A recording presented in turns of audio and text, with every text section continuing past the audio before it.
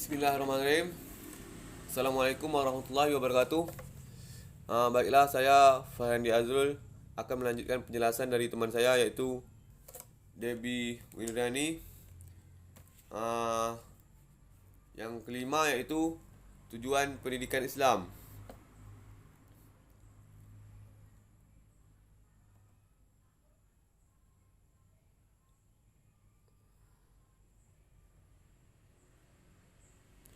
Sebentar lagi nak mati laptop.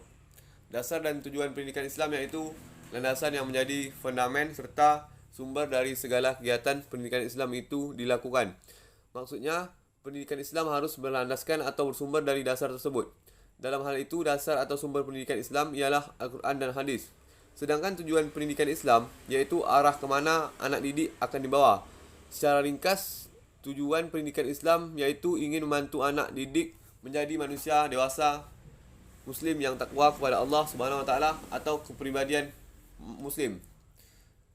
Visi pendidikan Islam di sekolah terbentuknya sosial anak didik yang mempunyai karakter, watak dan kepribadian dengan landasan iman dan ketakwaan serta nilai-nilai akhlak atau budi pekerti yang kokoh yang tercermin dalam keseluruhan sikap atau perilaku sehari-hari. Untuk selanjutnya memberi corak bagi pembentukan kekuatan bangsa. Menurut Imam Al-Ghazali, tujuan pendidikan yaitu pembentukan insani paripurna baik di dunia maupun di akhirat dengan mengamalkan fadilah melalui ilmu pengetahuan yang dipelajarinya. Yang keenam, karakteristik pendidikan Islam. Yang pertama di bidang agama. Karakteristik ajaran Islam dalam bidang agama di samping mengakui adanya pluralisme yaitu sebagai suatu pernyataan juga mengakui adanya universalisme, yakni mengajarkan kepercayaan pada Tuhan dan hari akhir, menyuruh berbuat baik, mengajak pada keselamatan. B. Bidang akidah. Karakteristik ajaran Islam dalam bidang ibadah dapat dikenal melalui konsepnya sebagai upaya mendekatkan diri kepada Allah Subhanahu wa taala dengan menaati segala perintahnya, menjauhi segala larangannya dan mengamalkan segala yang diizinkannya. Dengan demikian, visi Islam itu sendiri adalah sifat, jiwa dan misi ajaran Islam itu sendiri yang sejalan dengan tugas penciptaan manusia sebagai makhluk yang hanya diperintahkan agar beribadah kepadanya. C. Bidang akidah. Karakteristik Islam yang dapat diketahui melalui bidang akidah ini bahawa akidah Islam bersifat murni baik dalam isinya maupun prosesnya yang diyakini dan diakui sebagai Tuhan yang wajib disembah hanya Allah Subhanahu wa taala. D. Bidang ilmu dan kebudayaan. Karakteristik ajaran Islam dalam bidang ilmu dan kebudayaan bersikap terbuka, akomodatif tetapi juga selektif. Akomodatif dalam menerima berbagai masukan dari luar, tapi bersamaan dengan itu Islam juga selektif, yakni tidak begitu saja menerima jenis ilmu dan kebudayaan, melainkan ilmu dan kebudayaan yang sejalan dengan Islam. Yang selanjutnya, E. Bidang pendidikan. Islam memandang bahawa pendidikan adalah hak setiap orang lelaki atau perempuan dan berlangsung sepanjang hayat. Semua aspek yang berkaitan dengan pendidikan ini dapat dipahami dalam surah Al-Alaq, yang mana dalam surah Al-Alaq tersebut lah turunnya perintah tentang pentingnya menuntut ilmu, yaitu perintah untuk membaca yang mengandung makna belajar atau menurut ilmu, kerana perintah menuntut ilmu ini ialah fardu ain. Karena begitu sangat pentingnya lah kita dalam hal menuntut ilmu ini. Yang selanjutnya F. Bidang Islam sebagai disiplin ilmu. Bidang pendidikan Islam sebagai sebuah program pembelajaran yang diarahkan untuk menjaga akidah dan kewatakan peserta didik. 7. Paradigma pendidikan Islam. Secara filosofis, hakikat pendidikan adalah penyerapan informasi pengetahuan yang sebanyak-banyaknya dan pengkajian yang mendalam serta uji coba dan penerapannya dalam kehidupan manusia sehari-hari. Oleh kerana itu, paradigma pendidikan perlu dikembangkan dengan mempertimbangkan hal-hal berikut. Pertama, pengembangan jaringan informasi dan komunikasi yang berkaitan dengan pengembangan ilmu pengetahuan.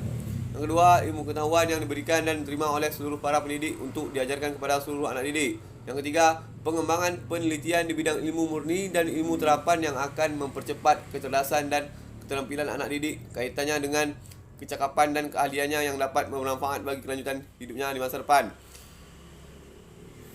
Terus, Selanjutnya yang A, faktor-faktor yang mempengaruhi pendidikan Islam di masa COVID-19.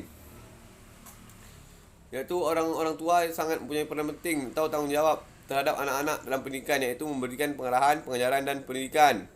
Hal tersebut terbukti sesuai dengan banyaknya ayat ataupun hadis yang memerintahkan kepada orang tua untuk memikul tanggungjawabnya serta memberi peringatan. Terus yang B, pendidik. Pendidik mempunyai peranan penting dalam peserta didik dalam hal meningkatkan ilmu mutu pendidikan pada saat sekarang ini. Para pendidik merupakan manusia pilihan yang bukan hanya memiliki ilmu pengetahuan, melainkan juga memiliki tanggungjawab yang berat dalam melaksanakan tugas dan fungsinya sebagai pendidik. Ilmu pengetahuan adalah amanah Allah Subhanahu Wa Taala yang harus disampaikan. Maka syarat bagi pendidik menurut ajaran Al-Quran ialah menyampaikan amanah tersebut. Jadi pada masa COVID-19 ini, guru juga mempunyai peranan yang sangat penting dalam memberikan pengajaran dan peningkatan pemahaman serta didik terhadap pembelajaran yang disampaikan oleh pendidik tersebut.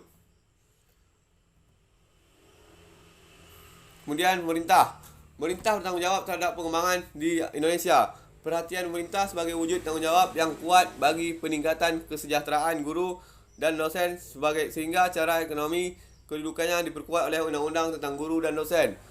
Sebagaimana pasal 16 dinyatakan sebagai berikut.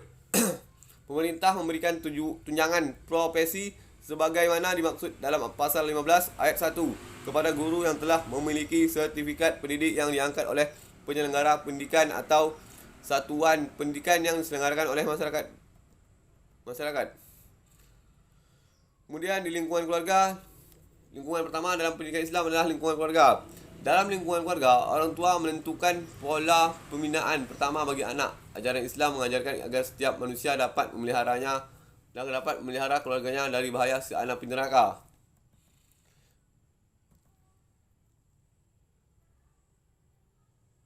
Kemudian lingkungan sekolah. Lingkungan sekolah terdiri atas tempat belajar dan mengajar, para pendidik dan anak didik, karyawan sekolah, alat-alat dan fasilitas sekolah seperti perpustakaan dan aktivitas lainnya yang melibatkan lembaga pendidikan seperti kegiatan ekstrakurikular.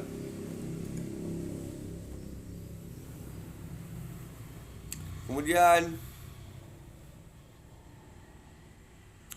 perbezaan psikologis di sekolah. Perbezaan aspek psikologis ini tak dapat dihindari disebabkan pembawaan dan lingkungan anak didik yang berlainan antara anak didik yang satu dengan anak didik yang lainnya.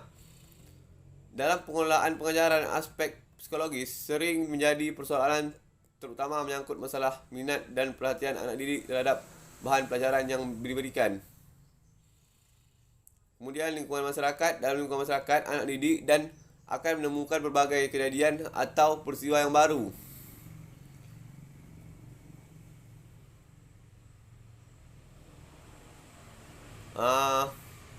Selanjutnya kesimpulan iaitu virus corona bersifat zoonis, artinya ia merupakan penyakit yang dapat ditularkan antara hewan dan manusia. Rabies, malaria merupakan contoh penyakit dari zoonosis. Begitu pula dengan MERS yang ditularkan dari unta ke manusia selama 70 tahun.